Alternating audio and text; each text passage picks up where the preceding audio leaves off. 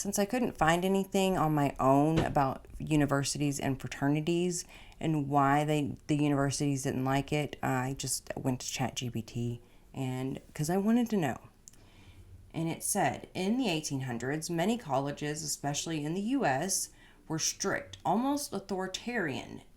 Schools like Harvard and Yale, they had church, they had rules, they were closely regulated. They closely regulated students' behavior, like curfews, mandatory church dress code, and limited social freedom. Fraternities challenged all of that. And here's why universities pushed back. They couldn't control them. Fraternities were secret societies with private meetings, rituals, and membership rules. Schools had no access to what was happening inside. That lack of oversight made administrators nervous. It basically created a student power structure outside the university's authority. They encouraged rebellion. Frats gave students a place to complain about professors, organize socially and sometimes politically, and push back against strict rules. In a time when obedience was expected, that looked like organized defiance.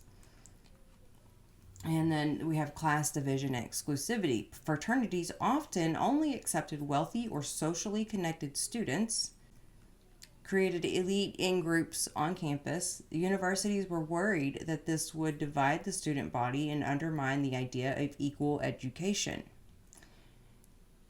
And then there's bad behavior, and yes, even back then, some things never change. Even early fraternities were associated with drinking, gambling, and rowdy behaviors.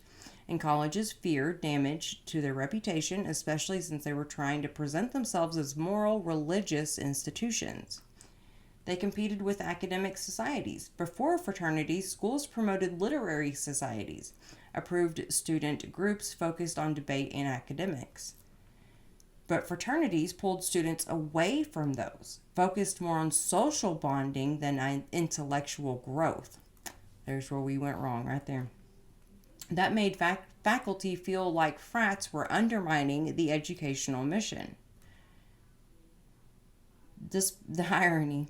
Despite bans, fraternities didn't disappear, they went underground. Eventually, schools realized that they couldn't stop them, and students really wanted them. So, by the late 1800s, many universities shifted from banning fraternities to regulating and recognizing them.